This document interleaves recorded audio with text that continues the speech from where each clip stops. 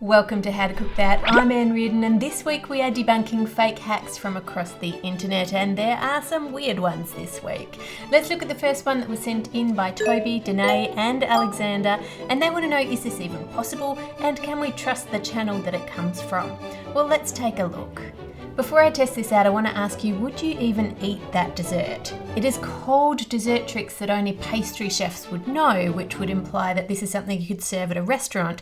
But I don't know of any pastry chefs that would serve a dessert that had their fingerprints all over it. And what is that yellow stuff? They didn't add anything extra according to their method that they showed us, so this just looks weird. I don't know. Dan has already tried this out. Dude, this is gonna work maybe. But after waiting some time, let's fast forward, he couldn't get the chocolate to set. Bro, I'm so not a fan of this. Not a fan of this. He actually modified the method because he just had melted chocolate on his hand and ended up sticking his whole hand covered in chocolate back into the iced water in an effort to try and get the chocolate to set. We shouldn't have to do this part. They lied. Yeah. And even after all that, he still couldn't get it off his hand without it breaking, so... There it is, Dan's hand. Obviously, there are a couple of problems you can see with it before I even start. One is if you use real chocolate, it's not going to set. Real chocolate has cocoa butter in it, which means it will melt in your mouth, so at body temperature.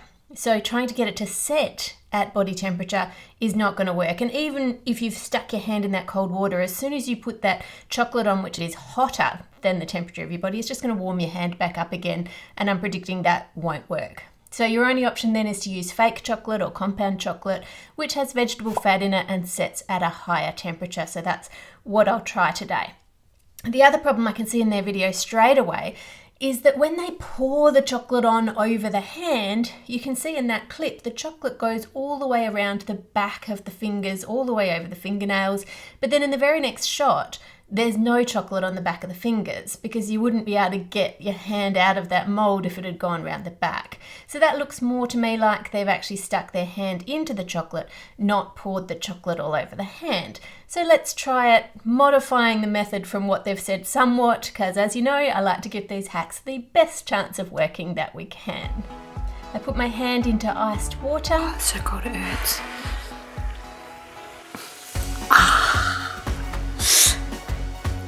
It's so cold. Oh, that actually hurts a lot. I'm going to dry my hand because chocolate doesn't like water. That's something they didn't do. And then instead of pouring it on like they showed, I'm going to dip my hand into the chocolate on the plate so that it doesn't wrap around the back of my fingers, and then flip my hand over and whack my wrist a few times. Just trying to make the chocolate smoother. And then I've got a couple of little gaps, so I'll fill those in, and then I guess we wait. The tips of my finger are starting to set. As I said, I'm using compound chocolate, which sets at a higher temperature. And the extremities of my fingers are probably a little colder than my hand, so that helps it to set. But I'll just keep waiting. It's been quite a while now, and the middle of my hand just does not want to set. So I'm going to stick my whole hand in the freezer for as long as I can stand it and see if that works. Okay, I'm back. It's a bit more set. Now let's see if I can get it off. Slowly, it seems to be very stuck, but if I slowly push out my finger using my other hand, it is coming. Look at this, it's coming out. Nope, it's cracked at the base of the finger and across the palm. Let me try the other fingers. Well, one of them survived and the rest all broke at the base. Now, I can of course use some chocolate to put it back together, but that certainly isn't what they showed in the video. So don't waste my time. And I still have the issue of the fingerprints all over the back of it. I just don't think any chef would serve this. And interestingly, mine doesn't have that weird yellow that theirs did. I'm wondering if they actually added a layer of butter or something else to make it not stick to their hand. Certainly using the method that they showed you, pouring the chocolate over the top, it's just not going to work. And if you use real chocolate, it's definitely not going to work. It's not going to set. So if you modify it by quite a few steps, you can make something kind of work, but I still wouldn't recommend it. If you did want to make a chocolate hand that was your hand or your child's hand to give as a gift for Father's Day, Mother's Day, Christmas or whatever, put some cocoa powder into a flat bowl and then flatten the surface. You can use a plate or whatever you've got that fits inside the bowl to do that. Take the plate out and add the hand that you want. I've got Jed's hand here, and you'll probably need to repeat this step several times to get a good impression. If you're not happy with it the first time, just use the plate to flatten it and try again. You just don't want lots of cocoa powder falling in, which is what happened the first time that you tried. Then use a piping bag or a bag with the corner cut off to fill each of the fingers with melted chocolate. You could use a spoon for this, but then you're far more likely to spill the chocolate outside of the hand area. Once it's full, cover the whole thing with sprinkles. Now don't worry, if you want more than one hand, you can use this cocoa powder again. You just sieve it to get the rest of the sprinkles out of the cocoa powder. Let that chocolate set in the fridge, and then take it out of the cocoa powder and brush off the excess using a clean, dry paintbrush. And now you have a custom hand that you can give as a gift to grandparents or parents. This next video is by the same channel. They take a whole watermelon and cut the top off it, and then they blitz the inside to puree all of that watermelon juice. They then add in some lemon juice and some sugar, stir it all together, put it in the freezer, and then you've got a beautiful soft watermelon sorbet. There is no way that happens when you do that, but let me do it for you and show you. I'm going to cut the top off my melon and then try and blitz it. This is really making a mess and spilling over the top. After a few more minutes of making a mess and having to use a knife to help me get the watermelon from around the top down, I think I've pureed it all. Now we just need to add the juice of the lemon and some sugar and stir it all together and put it in the freezer. Now when liquids freeze, they expand, so you'll notice mine looks fuller now, whereas theirs looked a little emptier. And now to get that beautiful soft scoop. It appears to be set solid. Watermelon is mainly made of water, hence the name, so it's a bit like just putting a melon full of water in the freezer and expecting it not to turn into a solid ice block. Of course it's going to go solid. If I use a knife, I can manage to chunk out some bits, but it's definitely not sorbet. It is very, very chunky. If you want a sorbet, then you need to do what you do for ice cream. So blitz up all of your watermelon and your lemon and your sugar, and then pour that into an ice cream machine. And what that does is it stirs it as it freezes. And by agitating it as it freezes, it's stopping any big ice crystals from forming. So you get all those little ice crystals which will slide over each other, and you can scoop out a nice scoop of refreshing watermelon sorbet. Let's see what Dave thinks of these. Oh, watermelon sorbet, that doesn't sound too bad. Looks good, sounds good. Let's see what it tastes like. Tastes good. What's the trick? That's actually my recipe, but let me give you their version to try. Ah, I knew it. This is their version. Okay, wow, so convenient. All for me? Okay. Oh, it's freezing. I couldn't get any out. Do you want to put it down? Yes, please.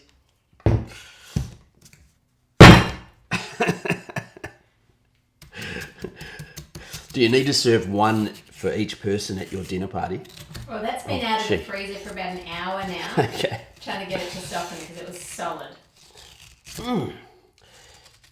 This is a great way to eat watermelon. It's just hard, rocky, not a great texture. Lumps of watermelon that sort of hurts your teeth a little bit. Alexander said Scrumdidlyumptious videos look simple and really cool, but I'm not quite sure. Can I trust this channel?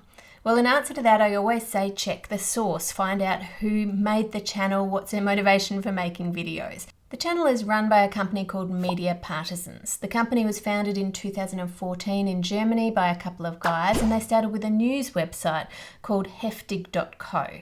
Now, if I go to that website, it definitely looks more like a clickbait stories than traditionally what I'd associate with a news website, but it's a website. And they then moved on and started doing theme-based websites and videos. So they have life hacks, health and beauty, and food themes. According to their website, they have more than 70 employees making videos in 10 different languages. They have 43 different channels, bringing in a total of 1.3 billion video views a month.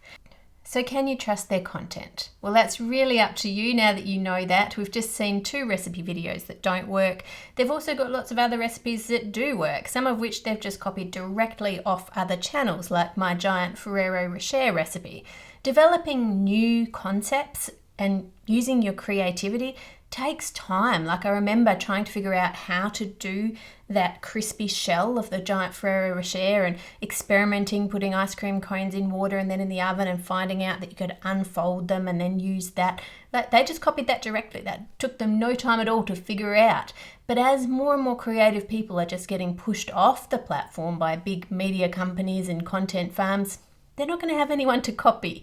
And that's where you just get them copying each other, misinformation just keeping on going, and the same boring stuff just repeated again and again and again. So I think over time we're just going to find that this is going to push off your creative individuals off the platform, and you're just going to get more and more of this repeated content, which basically the fault lies with the platform. So this is what YouTube and Facebook are rewarding with millions and billions of views. This is what they're going to get more of. Other companies will go, great idea, I'll do that too. This next one was sent in by Carolyn. Now, she basically wants to know, 1, does it work, and 2, will Dave like it? So let's check this one out. Janelle pours Coke into a pastry case and then she adds a cup of sugar. It's already cooking. No, it's not cooking. It's bubbling, but it's not cooking. She then adds 4 tablespoons of flour, a bit of vanilla, some cinnamon and some grated butter on top of the pie. Covers the crust with foil and bakes it. That looks really sloppy. Ugh. Doesn't taste like Coke. Doesn't taste like Coke. This looks to me exactly like the recipe for a water pie or depression pie, except they've swapped Coke for the water. So when that was back in the Great Depression and you didn't have much and you had little books that said how much you could get of different ingredients, you wouldn't have had enough to put eggs and milk in to make like a custard tart. So someone creative and inventive came up with the idea for a water pie or depression pie that the main ingredient in the filling is just water, and you've thickened it using flour, you've flavoured it using vanilla and a little bit of sugar. So by adding Coke here, it's going to make it super sweet. But let's make one and try it out. One thing that I am doing differently to the way she did it is I'm mixing the flour and sugar together first, and the reason you do that is it just helps that flour evenly distribute so you don't get clumps of flour in your pie. Then add that butter on top. Now, she said that it didn't taste of Coke, which made me think if you did want a pie that tasted of Coke, I don't know why you would, but how would you make that? So let's just try another variation. I'm going to use SodaStream Cola Concentrate. You can't get Coke ones of that here in Australia, so I'm using the Pepsi one. This, of course, has heaps of sugar in it. And then I'm going to mix into that the flour. I'm using more flour than normal because the concentrate was a liquid as well. And then adding the normal amount of Coke into that. Tip that into the pie case. And I'm not going to add the butter because I just don't think butter and Coke really go together. You can disagree and try with butter if you want. This is the baked and chilled depression pie with water as the main filling, and you can see the butter is clumping on top, and you basically have a gel-like consistency underneath. It's very sweet and just kind of gooey, but it's okay. The main ingredient in depression pie and the filling was water. Wow. You know, times are tough when your main ingredient in food is water. This is the TikTok Coke pie.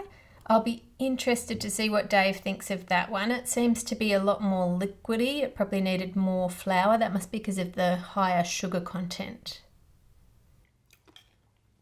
Ooh.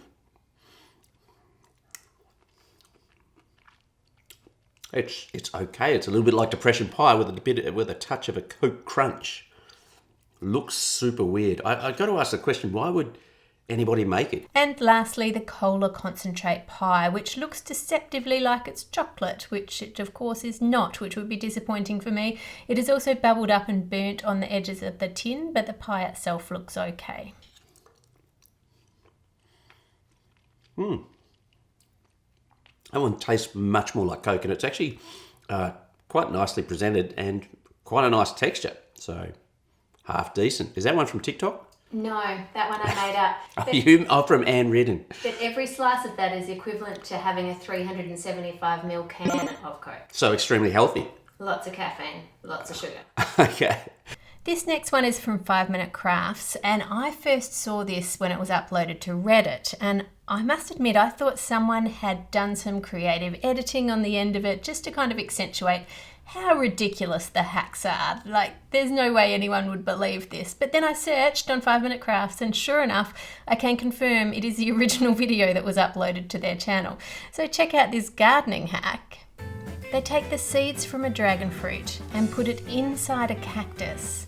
And then they add toothpicks to join it back together. And then... What more is there to say? They're stooping to all new lows, like no one is going to believe that. And then I thought about it and I thought, I wonder if they're doing this deliberately to drive engagement. Because when people are frustrated by something and they see something that's wrong, often they want to call that out. So then they might write in the comments, this is fake, and we can see those comments are generated under that video. But you need to understand engaging with videos, even if it's in a bad way, even if it's hitting the dislike button, that actually helps the video do better. The higher the engagement, the better it is. If I show you some examples, one of the obvious ones is YouTube Rewind from 2018. It had 3 million likes and 19 million dislikes. That's an 86% dislike ratio. 86% of viewers did not like this video, and it's still got 218 million views. And you can go, oh well, that's YouTube's own video, so of course they're going to promote that. Let's just look at a YouTuber's video. If we look at this one from Pewdiepie, can this video get 1 million dislikes? Listen closely to this information. Okay. The lights, they don't do anything. It's a dead button. It's been a dead button all along. He got a dislike ratio of 95%, but the video still got 24 million views. And you might be thinking, well, he is a big YouTuber and that's normal for him to get that many views. But if you look at the time when he uploaded that video, that wasn't normal for him. The video just before it got 5 million views, and the video straight after it got 5 million views. And if the ones around it are getting between 5 and 10 million views, not 24 million views. So what's the secret? Do we need heaps and heaps of dislikes? Is that the secret? What about the dislikes? Don't you see? That's the key. The more dislikes, the more power. No, that's not actually the secret. The reason is that that video, of everyone who viewed it, 20% of people hit the like or dislike button, mainly the dislike button because that's what he asked. Whereas normally on his videos, 5% of people were clicking like or dislike. So the engagement rate was 4 times higher on that video, and YouTube likes engagement. But that just proves that they don't care if the engagement is dislike as long as you've engaged. So if you see a video that you don't like, don't click dislike, don't write a comment, just ignore it, walk away. Moving on, Rook sent me this next video and he said, I think I understand why the texture changes, but why does the taste change?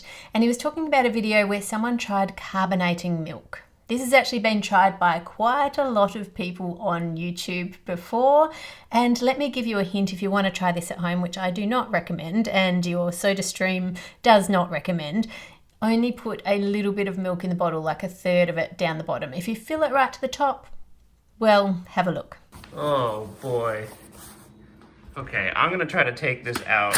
Oh! Just like that, we got dust turned in there. So how does it taste? Ugh. That's not something that I anticipated. That's so bad. Is this milk bad? Or is this... No, the milk's not bad. It tastes bad and it's like a little spicy. It's horrible. Wow. Well, that does not work. No, that's turned it into like sour milk.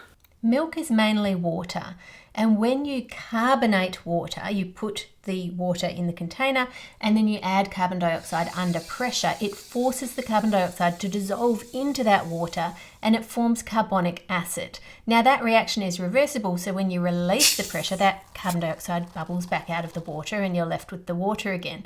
But in the case of the milk, having the acid in there is making it taste what we recognize as sour milk or off milk, because ordinarily when milk is going off, the bacteria in the milk converts the lactose, which is the sugar in the milk, into lactic acid, and it tastes sour. So we associate that with milk that is starting to go off. It is not a good flavour and not a good taste.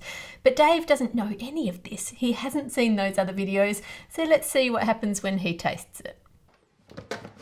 Oh, wow. Wow. Sorry, trigger warning. Too late.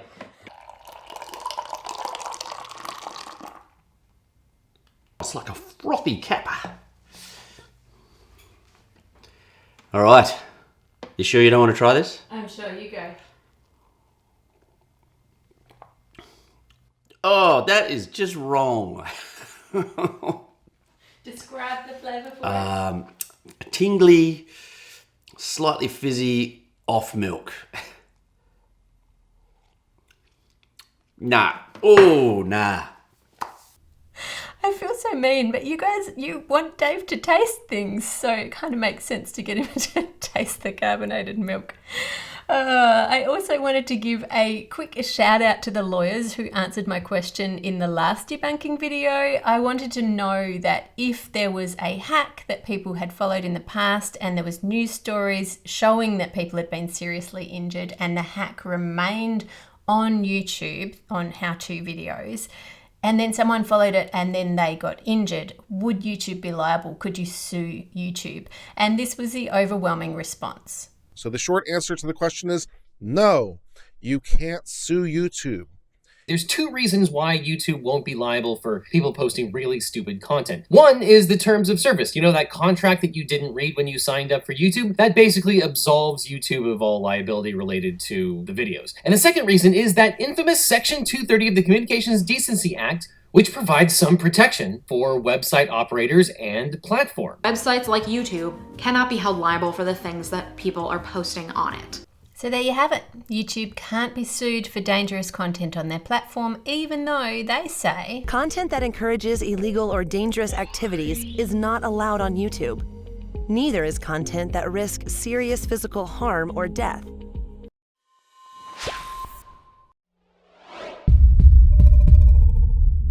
even if it's against their policies and they choose to leave it there, that's totally up to them. And that could be part of the issue of the people who monitor videos. When you flag a video as dangerous, it goes through to moderators who have to watch that video and make a decision. And there's plenty of information and news reports on the moderators being totally mentally stressed out from watching such horrible content all day long. And you imagine if you're watching genuinely awful, extreme, violent and horrible content, and then you get sent a how-to hack, I imagine that you probably say that that one's okay. It's not too bad. Like, are they actually going to spend any time researching it to find out, have people been to hospital with burns and is this bad or is this okay? They're just going to go, no, that's fine. Because compared to the extreme stuff, it's not the same. You kind of need a different level of moderators for different things. Maybe they have that. I don't know, but we certainly haven't seen any dangerous hacks removed from YouTube at this stage. So, all that to say, be careful what you're watching. Don't believe everything you see on YouTube or on any other platform for that matter. Thanks to my patrons for your amazing ongoing support and encouragement. I really appreciate it. Make sure if you enjoyed the video, you let the algorithm know by watching more of my videos, liking, commenting, sharing, subscribing. Just interact and engage with the video. Make it a great week and I'll see you on Friday.